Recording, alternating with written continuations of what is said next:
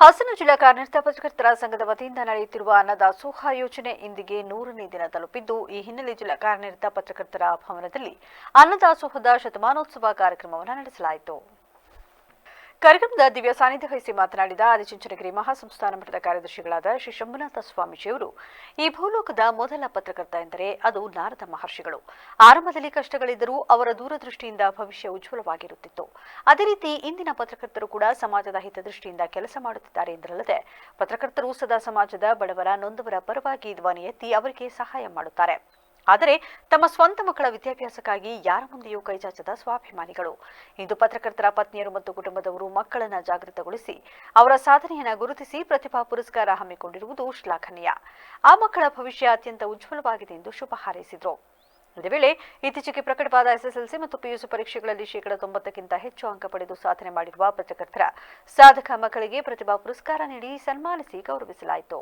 ಜೊತೆಗೆ ಪತ್ರಕರ್ತರ ಹಿತರಕ್ಷಣೆ ಮತ್ತು ಆರ್ಥಿಕ ಭದ್ರತೆಯ ದೃಷ್ಟಿಯಿಂದ ಸಮಾರಂಭದಲ್ಲಿ ಕೆನರಾ ಬ್ಯಾಂಕ್ ಸಹಯೋಗದೊಂದಿಗೆ ಕೆನರಾ ಗಿಗ್ ಸ್ಟಾರ್ ಯೋಜನೆಗೆ ಚಾಲನೆ ನೀಡಲಾಯಿತು.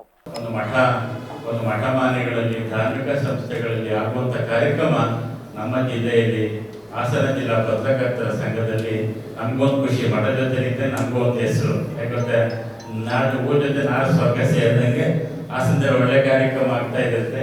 ಹಾಸನ ಆದಿಚುಂಚನಗಿರಿ ಮಠಕ್ಕೂ ಹಾಸನ ಜಿಲ್ಲೆಯ ಪತ್ರಿಕಾ ಸಮಿತಿಗೂ ಅವಿನಾಭಾವ ಸಂಬಂಧ ಅಂತೇಳಿ, ಆ ಸಂಬಂಧ ನಮಗೂ ಕೂಡ ಖುಷಿ ಇದೆ. ಸ್ವಾಮಿಗಳು ಹೇಳ್ತಿದ್ರು, ಹಾಲಿಗೆ ಸಕ್ಕರೆ ಹಾಕಿ ಕುಡಿದಾಗ ಸಿಹಿ ಆಗಿರುತ್ತೋ ಹಾಲಲ್ಲೇ ಒಂದು ಸಿಹಿ ಇದೆಯಲ್ಲ, ಆ ಹಾಲಲ್ಲೇ ಸಿಹಿ.